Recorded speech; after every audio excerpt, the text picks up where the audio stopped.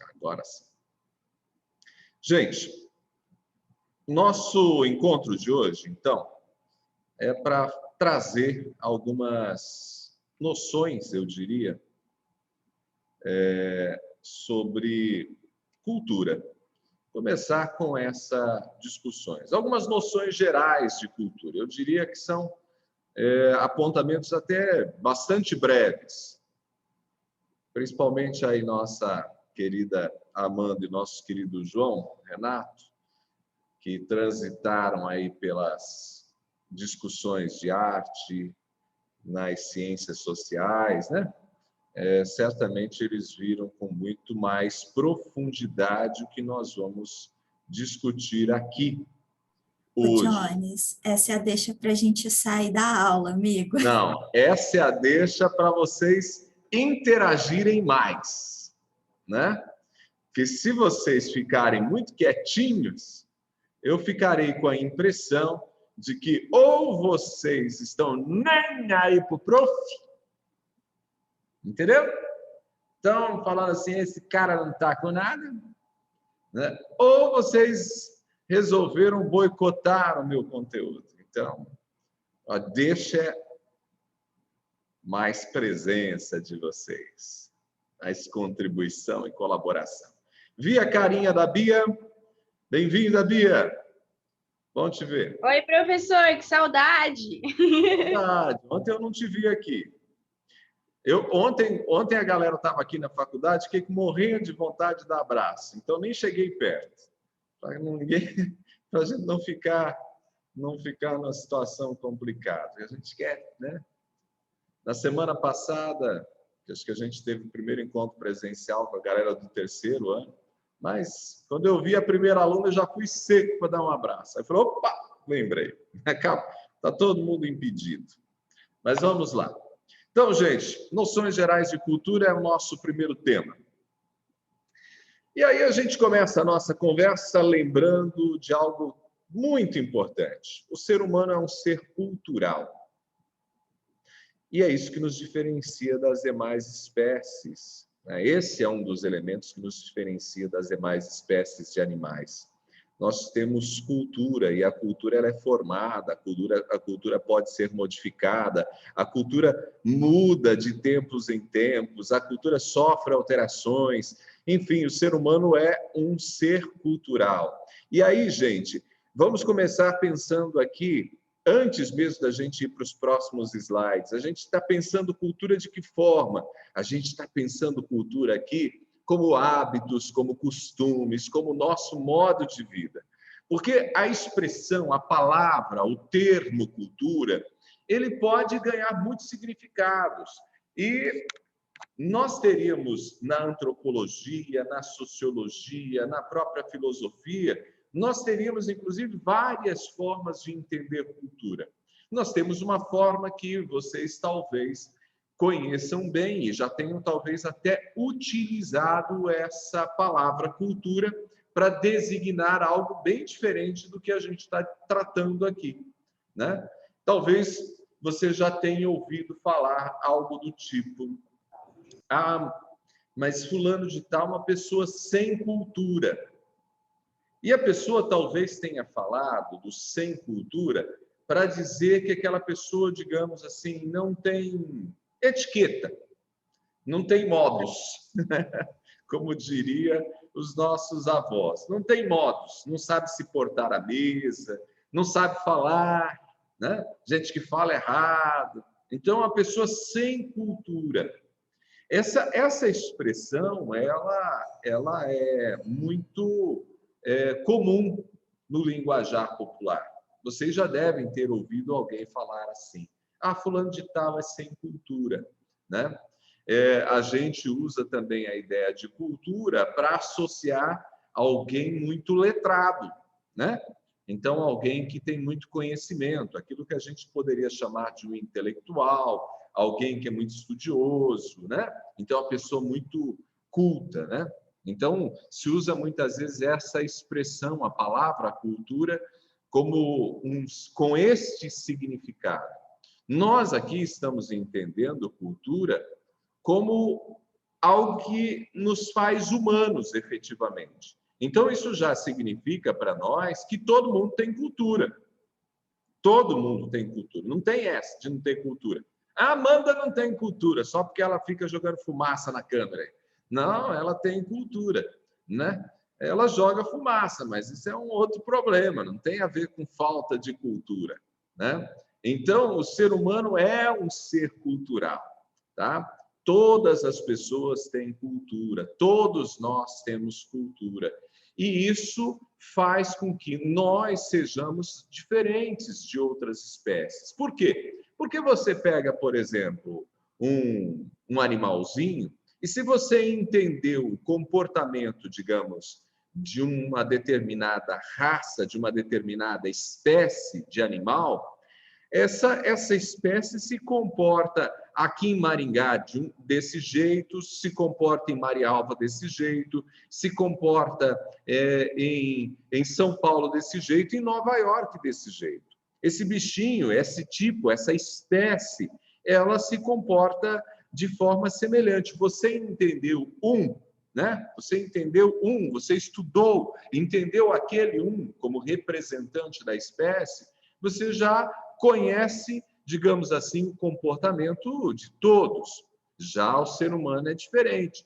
Você conhece a Bia, não significa que se você entendeu a Bia, o que deve ser difícil, né? Porque a gente nunca consegue entender de fato todas as pessoas, o ser humano é muito complexo. Mas vamos imaginar que nós aqui entendamos a Bia, conheçamos a Bia, saibamos como a Bia age, como a Bia reage, o que ela faz, o que deixa de fazer. Mas isso não significa que, ao compreender a Bia, eu vou entender, por exemplo, o que a Eli faz, como ela se comporta, quais são seus gostos, suas preferências. Por quê? Porque cada pessoa, ela, de fato, difere da outra. Então, nós estamos falando de cultura como um conjunto de hábitos, de costumes, de atitudes que tem a ver com a nossa formação cultural. É claro que no campo da cultura, a gente vai tentar entender a cultura, digamos, de uma época. Você pode tentar entender a cultura que é determinante ou que domina ou que, digamos assim, é a cultura comum no século XXI, ou a cultura que é comum entre os adolescentes. Você pode tentar entender quais são as marcas culturais de hábitos, costumes de cada época, de cada grupo de pessoa, de cada tribo. Pensando, por exemplo, os nossos queridos publicitários aqui, né? É fundamental entender o quê? Cada tribo, para que a gente possa ter uma ação de mercado que possa ser muito eficiente. Então, se você não entender as marcas culturais de cada tribo, você não consegue dialogar com essa tribo. Quem já está vivendo aí, quem sabe vivendo aí o dia a dia da comunicação em agências, deve escutar muito uma palavrinha assim, né? Muito simpática, chamado persona.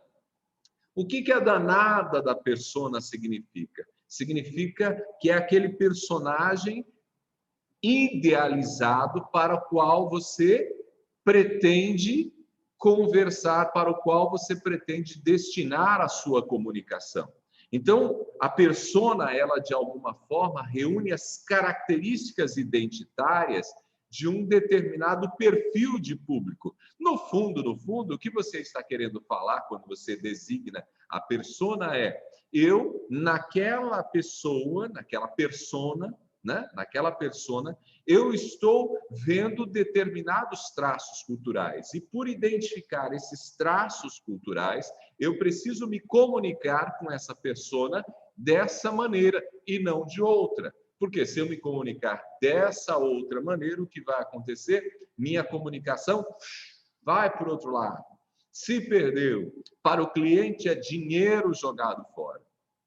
No jornalismo, a gente não expressa tanto, não usa essa palavra em persona, porque jornalista é meio bicho besta, mas o jornalismo ele também pensa públicos. E hoje, principalmente com a vertente do que a gente chama de segmentado, né, de uma comunicação segmentada, ou a gente chama de jornalismo segmentado, ou de jornalismo especializado, você também fala com persona, né? Ou seja, você também tem ali um destinatário para a sua mensagem. Então, quando você faz a sua reportagem, dependendo de como você fala, de como você se expressa, a sua reportagem ela acaba se perdendo. O jornalismo, principalmente o jornalismo, por ainda não ter essa compreensão tão grande, né, ou não se aplicar e entender tanto esses aspectos, a gente continua tentando fazer uma comunicação sempre de massa. E não há nenhum problema na comunicação de massa. Mas o problema é que hoje a massa ela praticamente já não existe, né? Não que ela não seja real, não que ela não exista de fato, né? Mas o que eu estou querendo dizer é assim, quando eu faço uma determinada comunicação, eu já não consigo alcançar mais a quantidade de pessoas que eu alcançava há 30 anos atrás, porque essa massa ela está muito dividida em tribos, em função das características da própria pós-modernidade, sobre as quais nós falamos um pouquinho no ano passado, em Sociedade e Questões Contemporâneas. E isso, gente, tem a ver com cultura. Bicho não tem disso, né?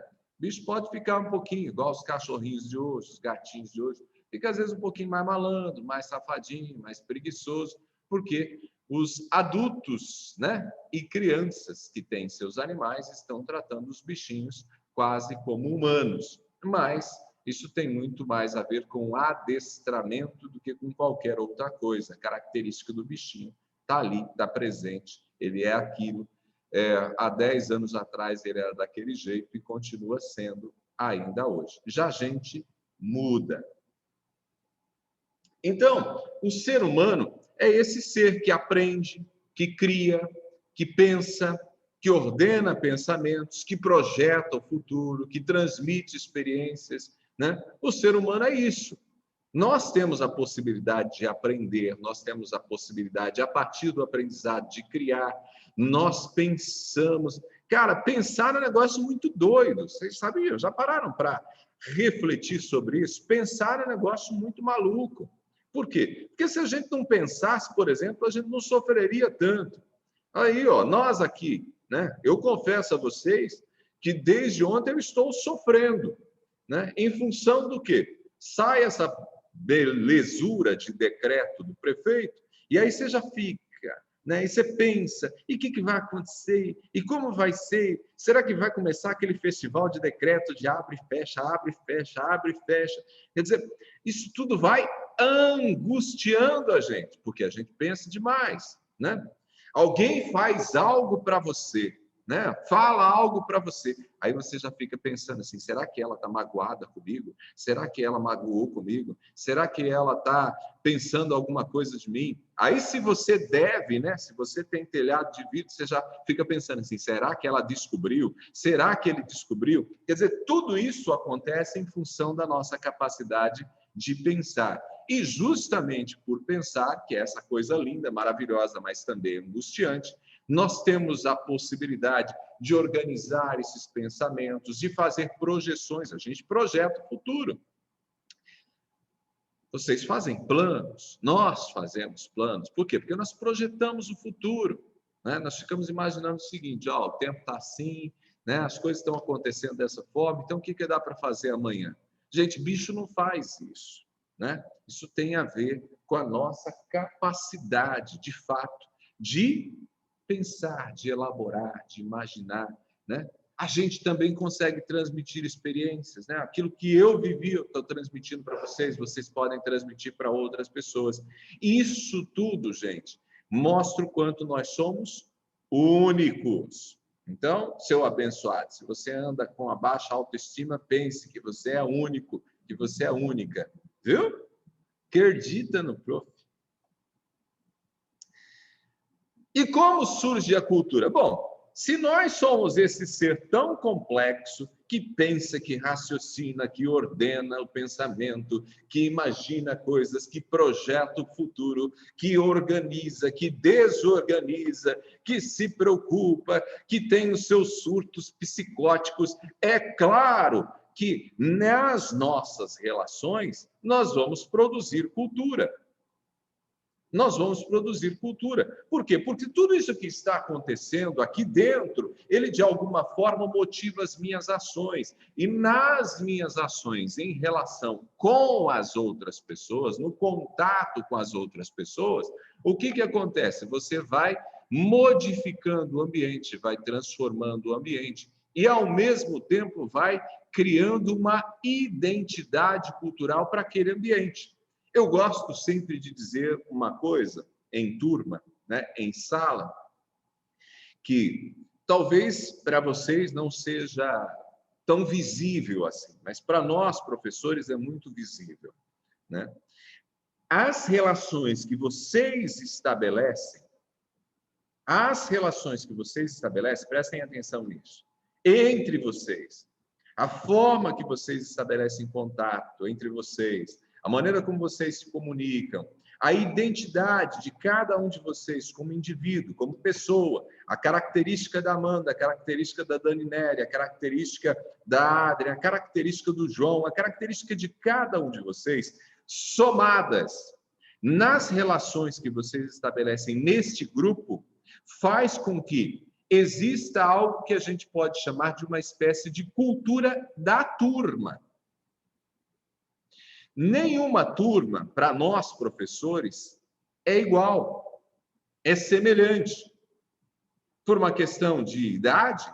Não, porque aquela pequena comunidade, nas suas relações, criou uma identidade cultural daquela turma.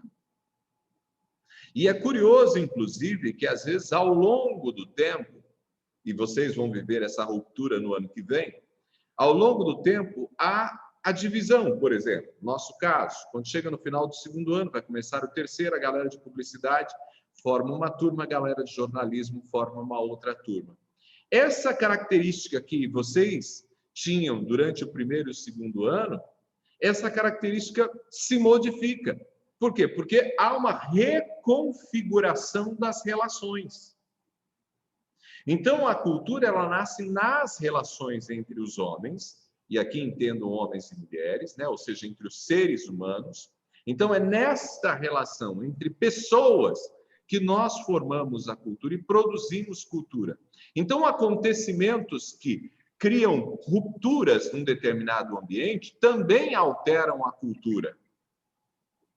Então, vejam, quando vocês no ano passado começaram uma turma, tiveram contato, estabeleceram determinada dinâmica, aí veio o digital, isso ressignificou aquele momento que vocês estavam construindo. E aos poucos, em função das necessidades, das demandas, vocês criaram uma dinâmica entre vocês de comunicação, de conversa, de diálogo, né? Algumas pessoas foram mais ativas no sentido de se prontificar para resolver determinados problemas, dialogar com os professores. Isso criou uma dinâmica na turma que levou vocês, por exemplo, aos nossos olhos, a ter uma determinada característica completamente diferente, por exemplo, da turma que está no terceiro ano e que chegou ao terceiro ano.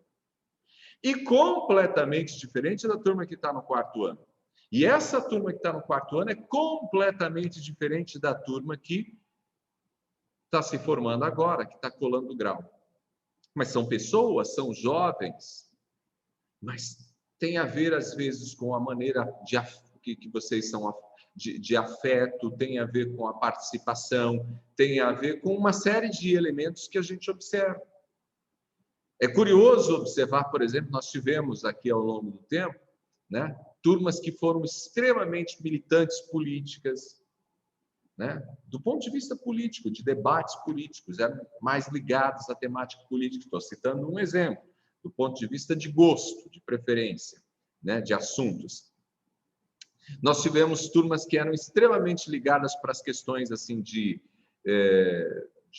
entretenimento. Nós tínhamos turmas que eram muito voltadas para a reflexão teórica, outras turmas que eram muito práticas. Quando era teoria, derrapava, quando era prática, fazia coisas incríveis. Isso vai criando, assim, identidades, né? Então, como que surge a cultura das relações entre os homens? E aí, gente, eu estou tentando trazer para o universo micro, para que vocês entendam o universo macro.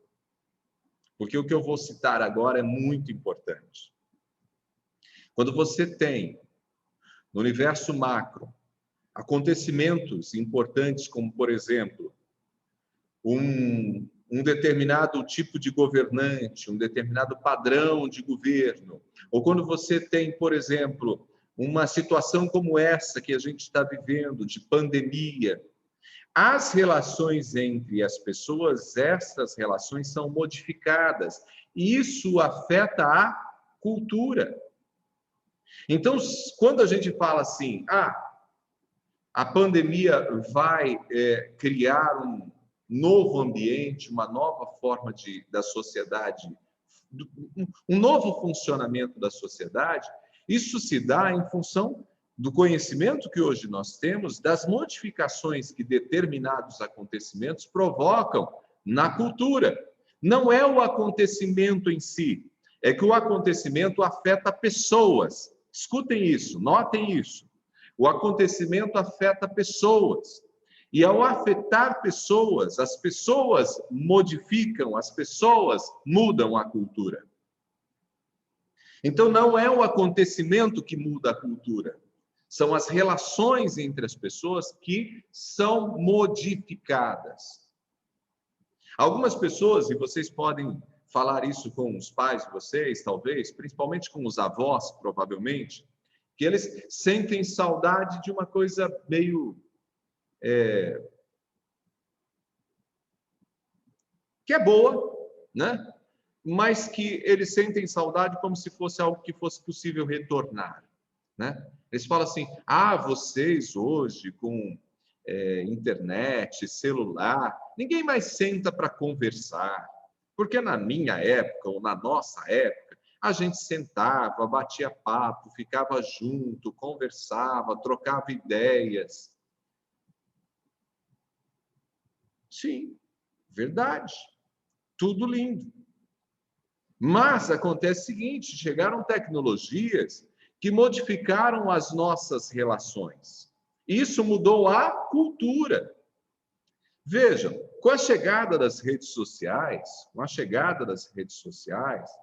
hoje a comunicação ela é muito instantânea, muito simples, muito fácil, e esse aparelhinho tem um poder de atração absurdo sobre nós.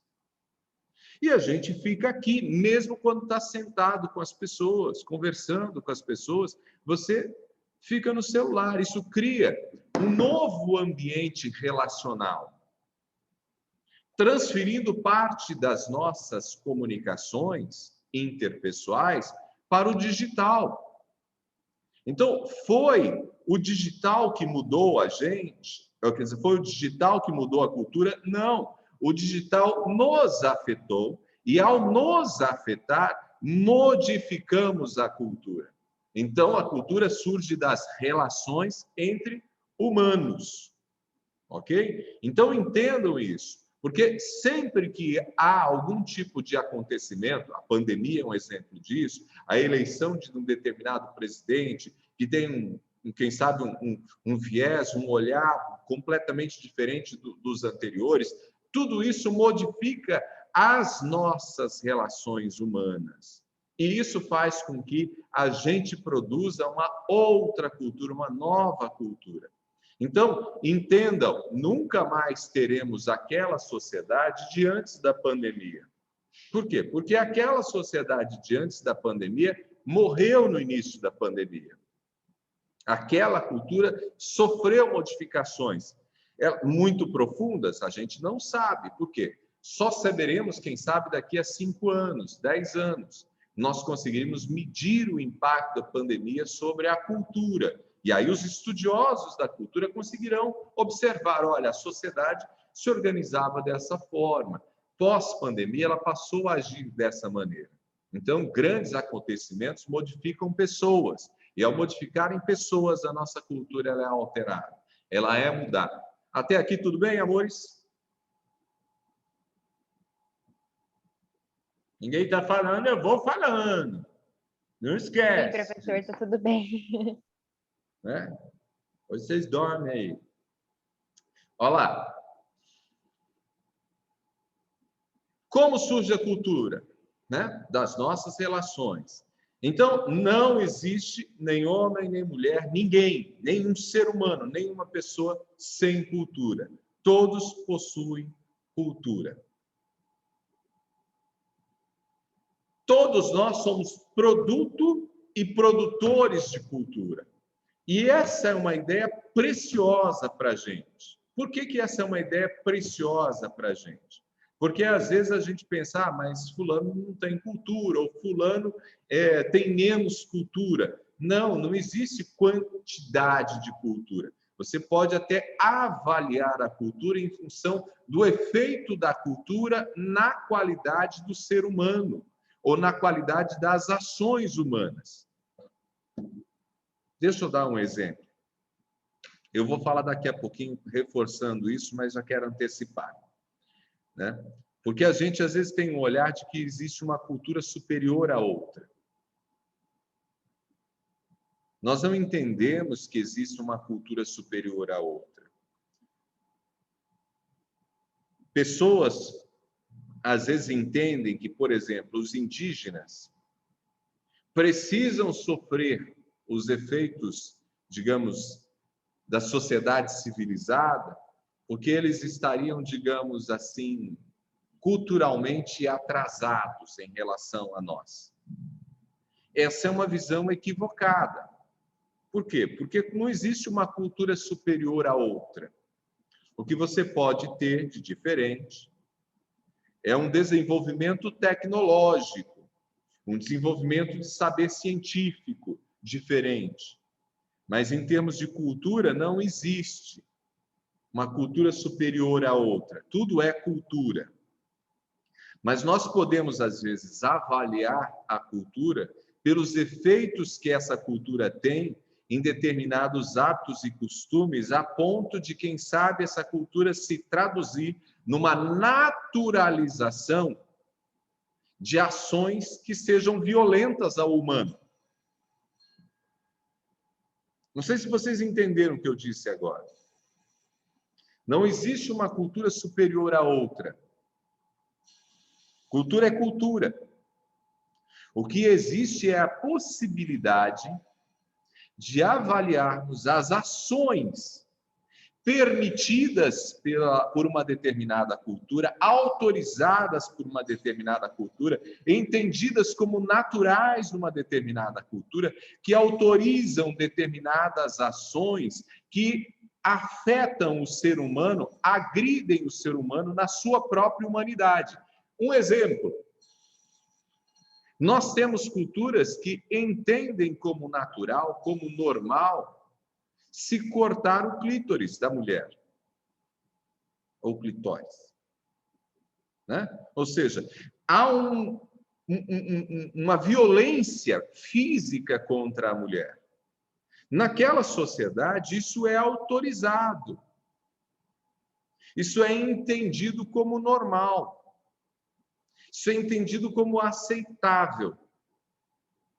Então, nós podemos avaliar o efeito da cultura nessa naturalização de determinadas ações contra as pessoas na sua humanidade, na sua individualidade.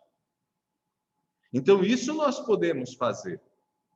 Nós tivemos, ao longo da história, civilizações que entendiam como natural, dentro do campo da adoração religiosa, o sacrifício de humanos, inclusive o sacrifício de crianças.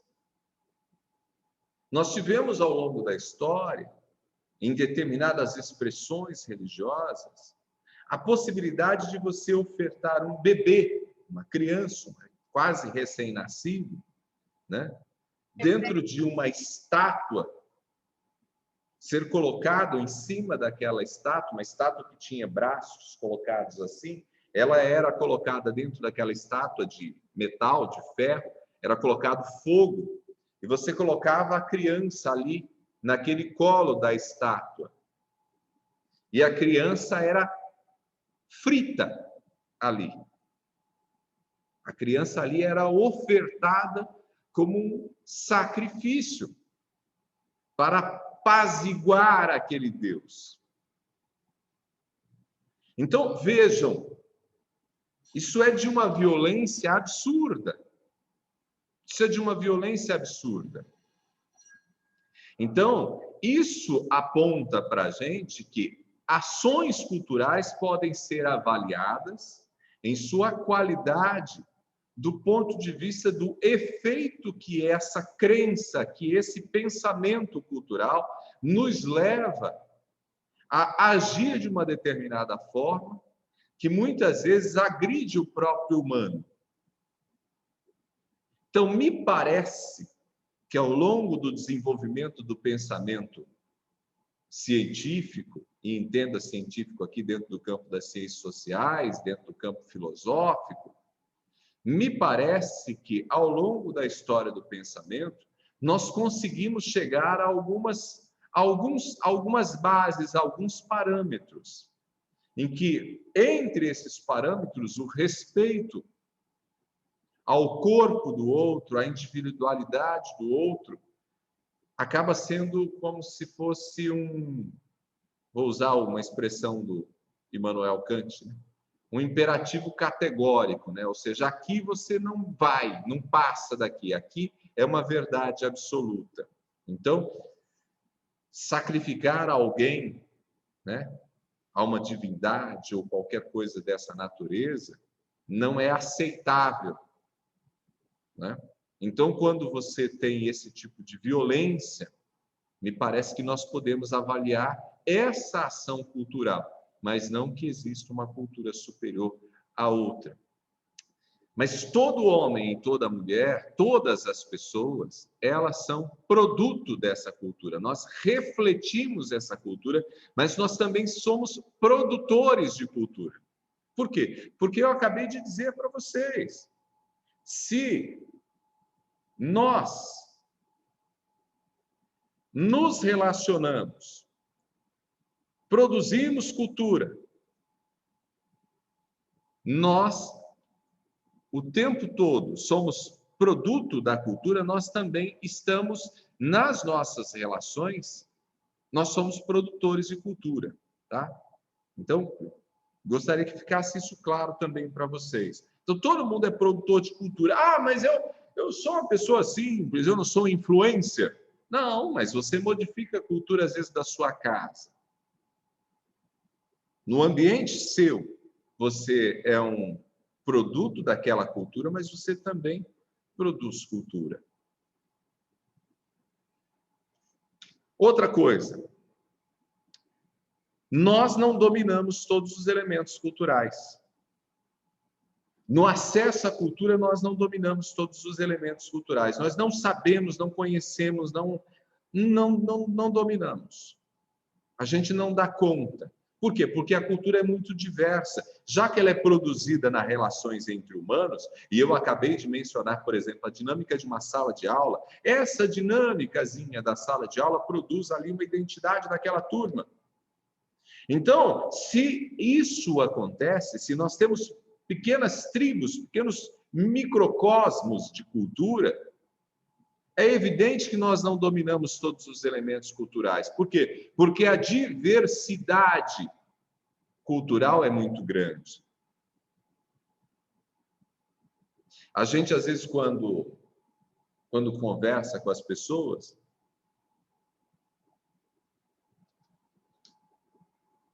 às vezes, vou pegar um exemplo simples.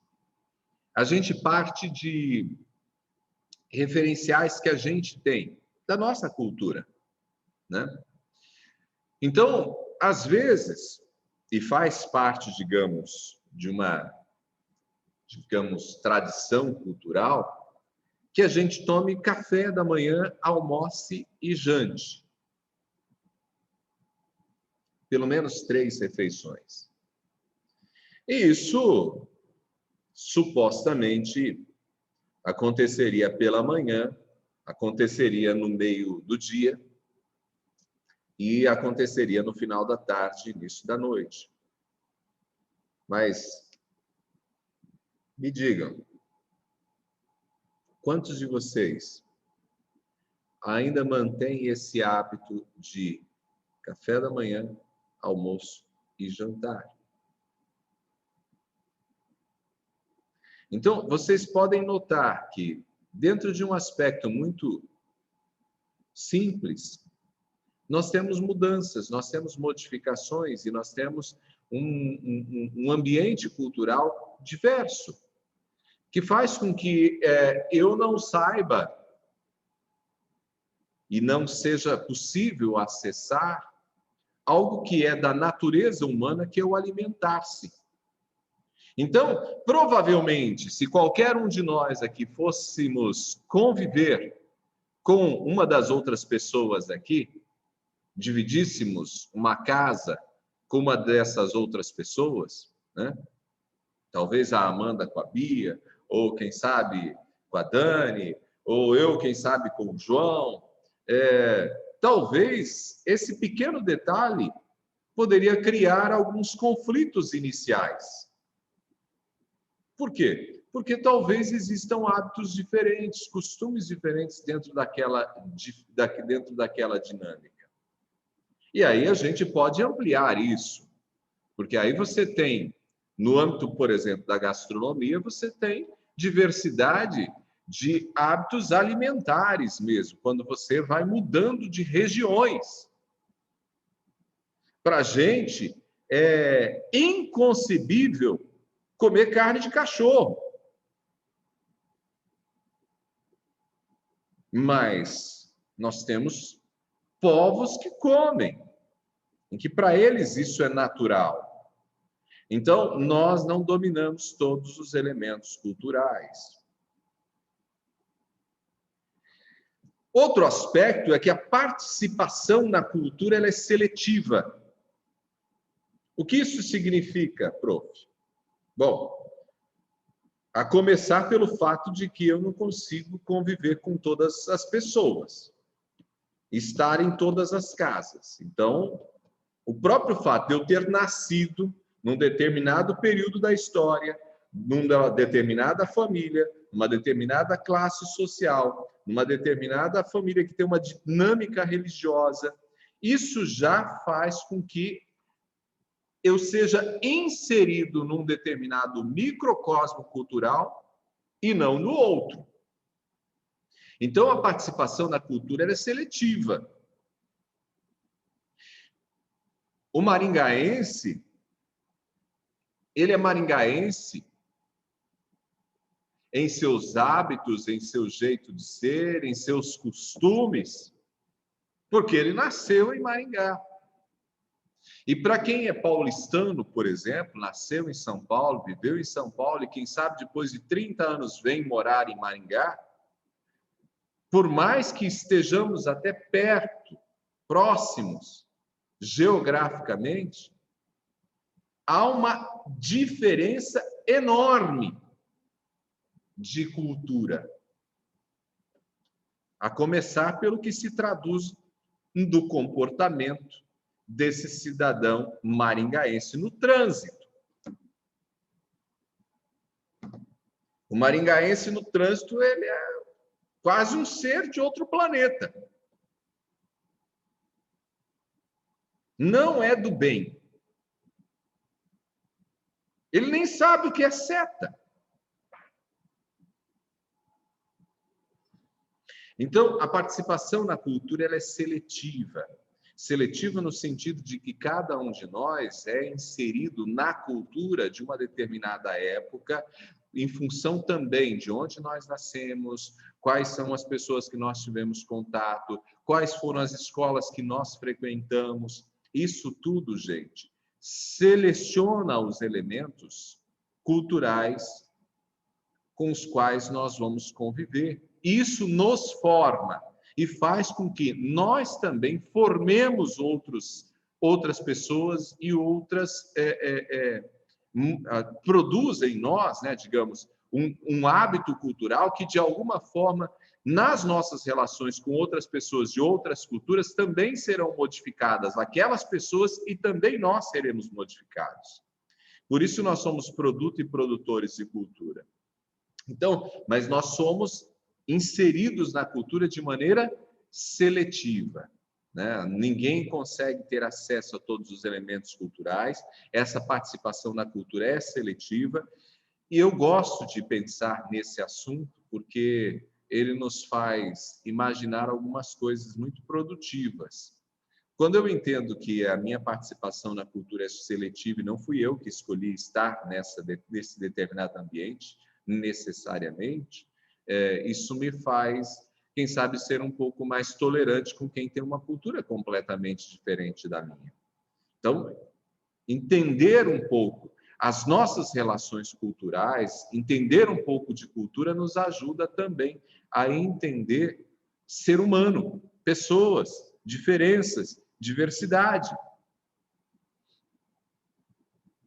A cultura, ela compreende também bens materiais, que podem ser pensados como moradias, meios de transporte, comunicação, utensílios, ferramentas. Vou pegar, por exemplo, moradia, né? Aqui, na nossa região, quando você constrói uma casa, ou você vai comprar uma casa, uma das coisas que, para o maringaense, para quem mora na nossa região, é prioridade é ter uma garagem. Garagem para o carro. Você chega em São Paulo, por exemplo, em parte das cidades paulistas, ou São Paulo mesmo, e você vai para os bairros de classe média, média baixa, a maioria das casas não tem garagem. O carro fica na rua. E quando tem garagem, é uma vaga, e olha lá.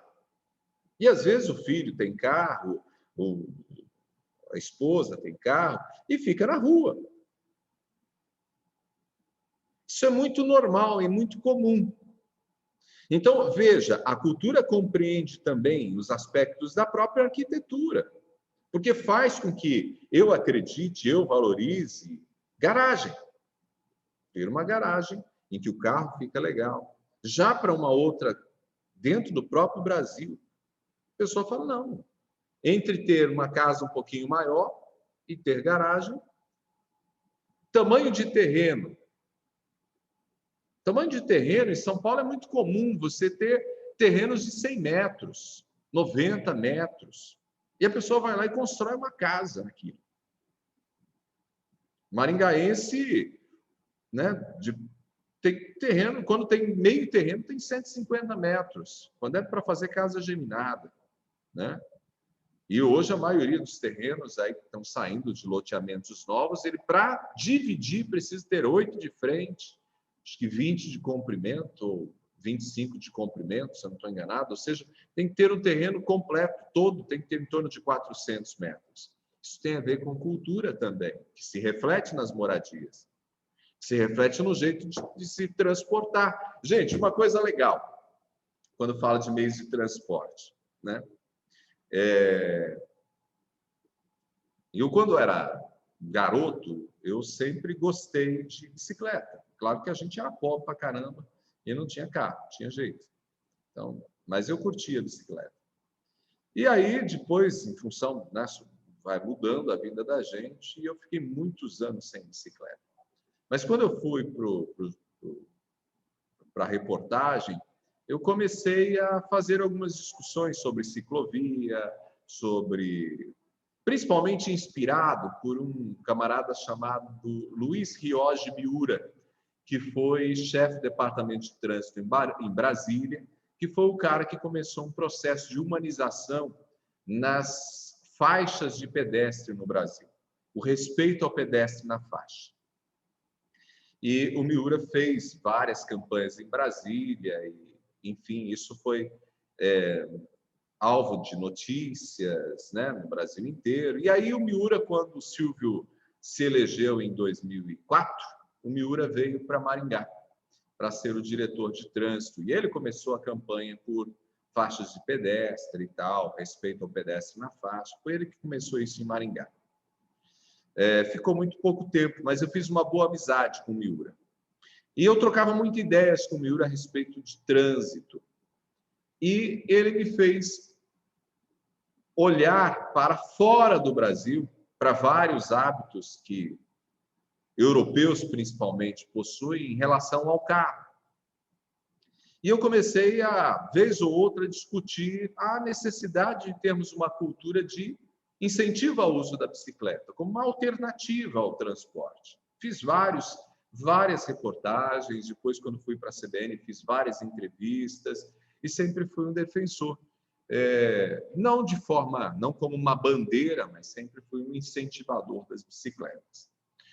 Hoje, eu vejo na cidade, não por minha causa, evidentemente que não, mas eu vejo muita gente no Brasil inteiro, né, pedalando. E gente, inclusive, que tem grana, gente que tem dinheiro, que às vezes vai trabalhar, que faz como hobby, que, enfim, tem muita gente pedalando. A gente, há 10 anos atrás, até 10 anos atrás, ainda olhava o cara que pedalava, que estava com uma bicicleta indo trabalhar, como alguém que não tivesse recursos, não tivesse condição econômica, fosse um quebrado. Então, a bicicleta, o uso da bicicleta estava diretamente associado a uma outra ideia, pobretão, né? Hoje, a gente não pode fazer mais essa avaliação, né? Nunca deveria ter feito, mas enfim, né? Hoje, fazer essa avaliação e chegar à conclusão que alguém andando de bicicleta ou chegando no trabalho de bicicleta tem a ver com a condição econômica da pessoa é um equívoco, é um erro. Isso tem a ver com o quê? Com uma mudança cultural que fez com que gente, inclusive, que tem recursos, ande de bicicleta. Às vezes vai trabalhar de bicicleta. Ainda existem preconceitos, ou um olhar, às vezes, distorcido para a bicicleta, para o uso da bicicleta, ainda uma certa associação com o fato da pessoa estar de bicicleta e ser pobre? Sim, ainda existe, mas mudou muito. Então, vejam, a cultura compreende moradia, meio de transporte. Na Europa, você tem, principalmente em países como Suécia, Suíça, Noruega, você tem o prefeito da cidade, o deputado, usando transporte público.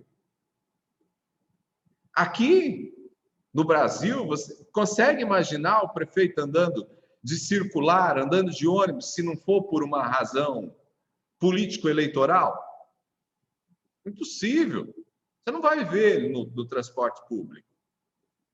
Ele não vai colocar o filho na escola pública. Então, notem, a gente está falando de cultura. E alguém mandou alguma coisa no chat aqui e eu não sei quem foi. Chat, Não é quem nada foi? importante não, prof. Eu só falei que tem bike hoje em dia que custa o preço de um carro. Ah, sim. Por sinal, Eli, você me fez lembrar que esses dias atrás, uma loja de bicicleta foi arrombada aqui em Maringá. Foi assaltada. Foram 3 ou 4 bikes.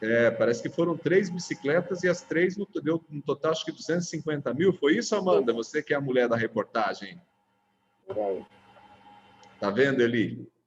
Cada bicicleta no valor de 80 mil. Ó, o ladrão dessa bicicleta entendia de bicicleta. Com certeza. Porque ele não pegou bicicletinha de Milão, não. Ele pegou bicicleta de 80 mil. Né? Então, vejam. Não sei se vocês... Opa, João. Chegou o menino. Não, isso é pelo preço que tá a gasolina, filho. A bicicleta. Gente, é só para mim ou é para todo mundo que o João tá... Não, o microfone dele tá ruim. Tira o fone aí, João. Fala É que ele quis dizer que a gasolina tá cara. O pessoal andando de bike, que foi isso. Isso, agora bom. Aê! É isso mesmo, Elisângela, que eu tava falando, que tipo, do jeito que tá a gasolina também, o preço, não adianta nada, pode ser a bicicleta mais cara do mundo.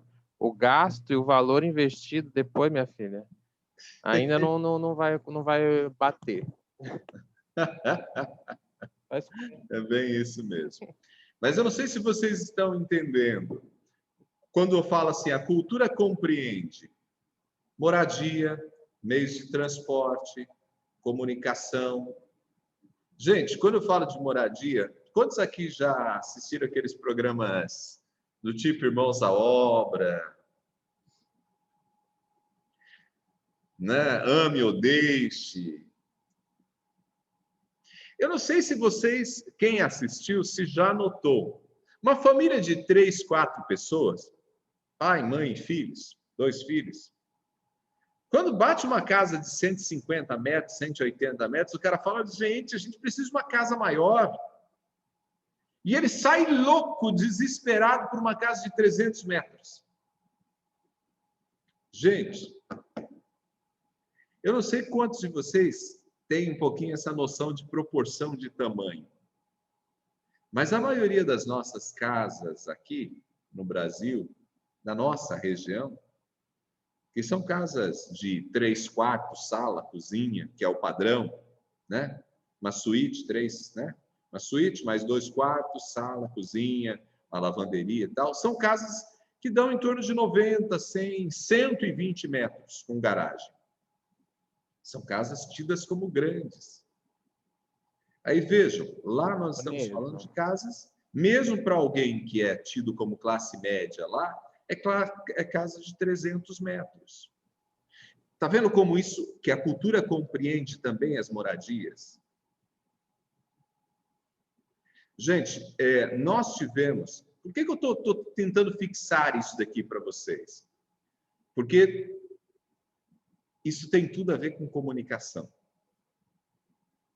Ó, vou dar um outro exemplo no campo da moradia. Nós tivemos, nos últimos anos, um movimento aqui na nossa região de construção de apartamentos, os novos apartamentos, para a classe média, que tem na faixa de 75, 80 metros quadrados.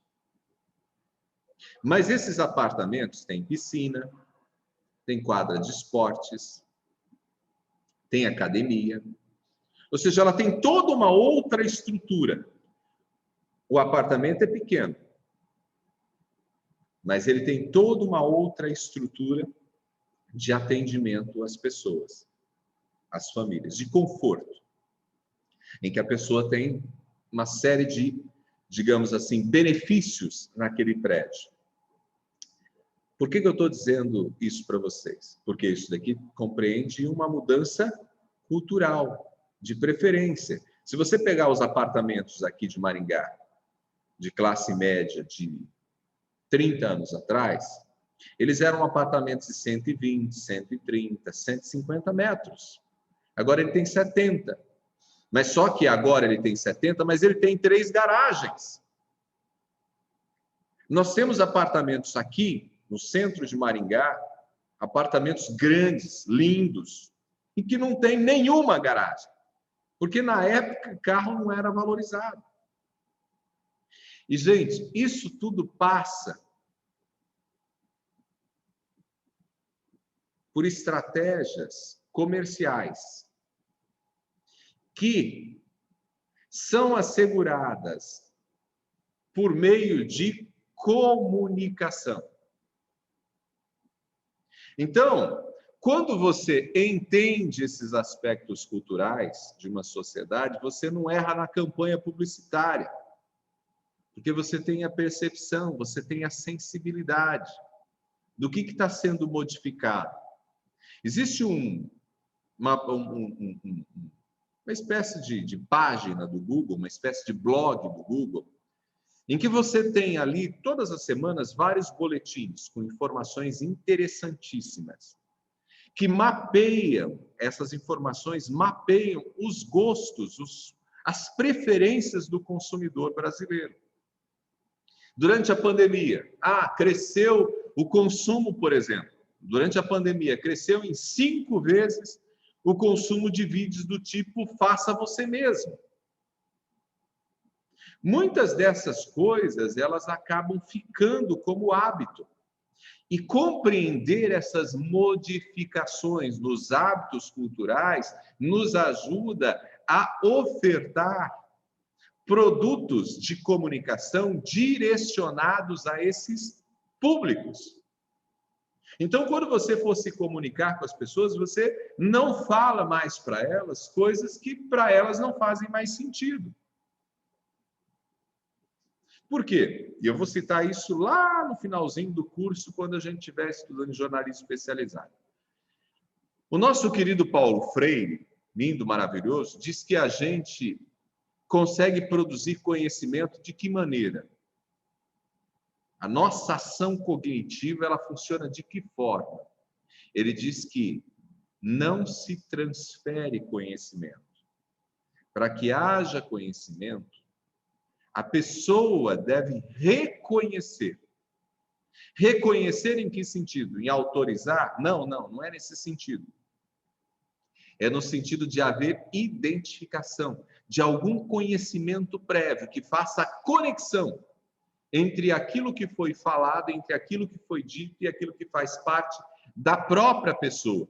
Então, o aprendizado, ele é uma ação ativa de quem fala e de quem ouve, porque precisa haver um reconhecimento da parte de quem ouve. Mas, prof, o que tem a ver com o que você está falando agora? Tem tudo a ver.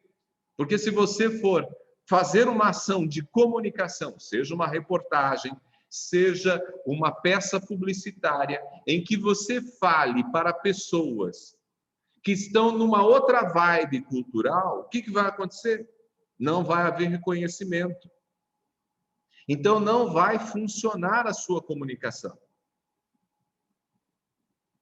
Então, por isso a gente precisa compreender a cultura de um povo, de uma época, de uma determinada tribo. Por sinal, fica como dica aí para os meninos e meninas, sejam publicitários ou sejam jornalistas, um texto maravilhoso, um livro maravilhoso de um sujeito que talvez seja um dos papas do marketing moderno, pós-moderno, enfim, e do bom marketing, né? Do marketing bem feito, ético, responsável. Tribos Seth Godin.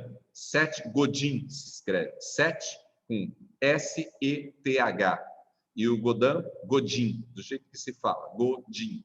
Do jeito que eu estou falando, quer dizer. Godin, com N no final. Seth Godin. Tribos. Leiam. É importante para jornalistas e publicitários. Ok? Fica como sugestão para vocês de leitura. Tribos, Seth Godin. E a cultura compreende também bens não materiais. O que são os bens não materiais? Representações simbólicas, conhecimentos, crenças, sistema de valores, o conjunto de normas que orientam a vida em sociedade. São os nossos bens não materiais. Então, aquilo que nós temos como representação das nossas divindades, aquilo que nós temos como representação dos nossos hábitos, aquilo que nós entendemos como algo de valor, tem a ver com os bens não materiais. E isso é cultura. É isso que faz a gente, por exemplo, entender assim, olha, se eu tenho R$1 milhão na prefeitura, só 1 milhão para gastar, para poder aplicar. Eu tenho 2 gargalos importantes na cidade.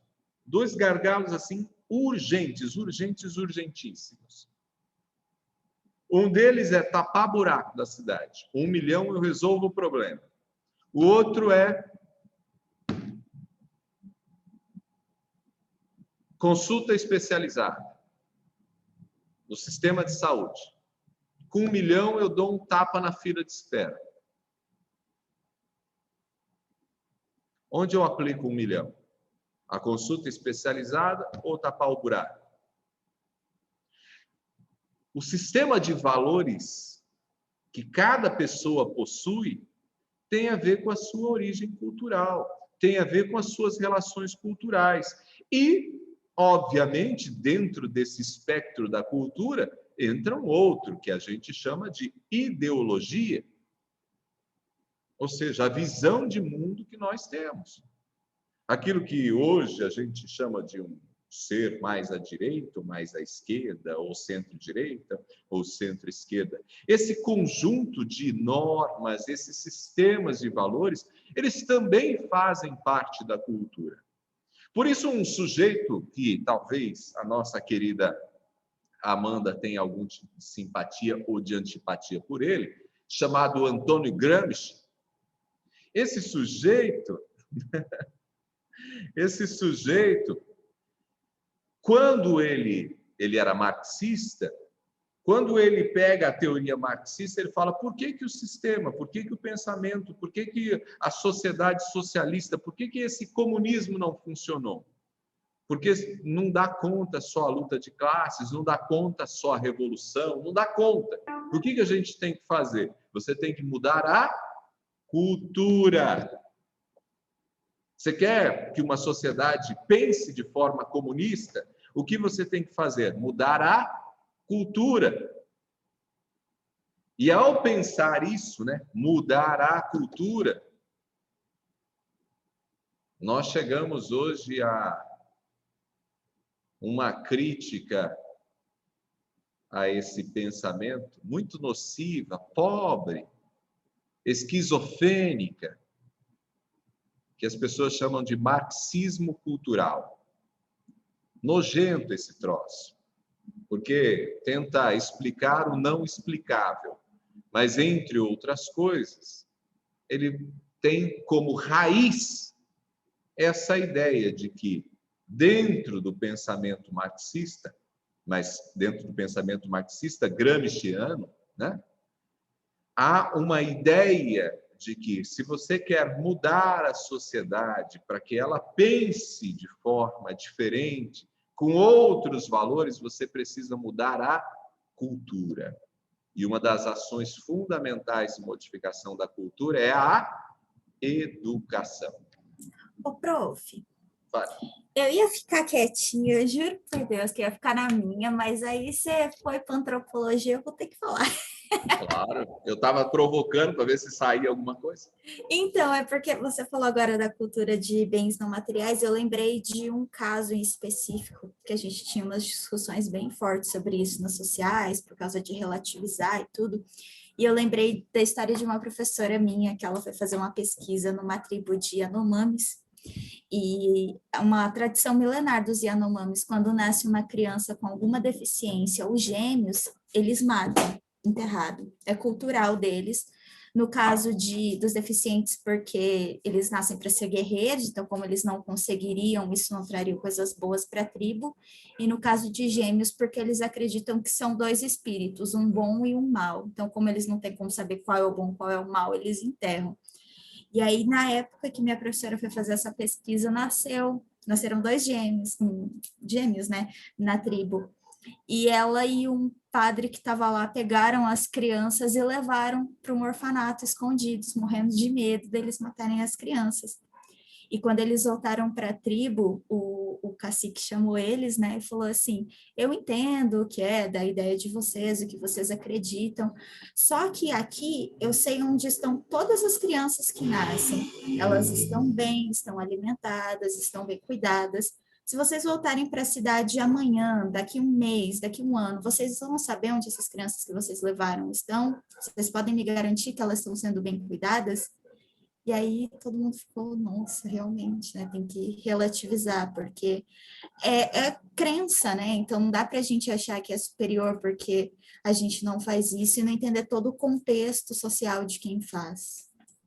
Sim, você está certa e a fala do cacique está correta. O problema é que nós estamos também errados culturalmente, né? Quando nós também abandonamos e temos um comportamento quase que displicente com as nossas crianças, que, inclusive, é contrário ao próprio ECA, o Estatuto da Criança e do Adolescente, coloca toda a sociedade como responsável pelas crianças e adolescentes. Nós somos responsáveis, ou deveríamos ser. Nenhuma criança deveria passar fome. Nenhuma criança. Nenhuma criança deveria ficar fora da escola. Nenhuma criança de 5, 6 anos deveria ser explorada no trabalho ou, muito menos, violentada sexualmente, né? Então, como sociedade, nós falhamos. E aí, como sociedade, se nós falhamos, nós podemos também avaliar a qualidade dessas ações culturais, né? Então, nesse sentido, eu acho importante que você tenha... E aí, a gente acaba chegando a um campo que é muito caro à filosofia, que é a ética, né? Então, me parece que o valor da cultura ele precisa ser medido por esse padrão moral e ético, né? Então, não significa que a nossa cultura ela digamos assim, é menos nociva para as crianças pelo fato da gente não matar, digamos, um gênio, né? Por quê? Porque nós matamos crianças todos os dias. Todos os dias. Matamos, inclusive, por omissão, né? Nós matamos por omissão, o que é muito pior, né? Porque quantas crianças estão aí abandonadas, né? Subnutridas, né? Isso é lamentável. Então, a gente também tem problemas aí muito sérios. Às vezes a gente, né, coloca... Porque, assim, digamos assim, nós temos o conhecimento e temos, digamos, alguns valores éticos que, pelo menos na teoria. O problema é que a gente nem sempre faz desses valores a nossa prática. No fundo, a sociedade tida como civilizada é uma sociedade muito hipócrita. Ela sabe o que precisa ser feito, mas ela não faz. Porque no frigir dos ovos, né, ela é individualista, egoísta. Esse ser humano é bem ruinzinho. Meus amores,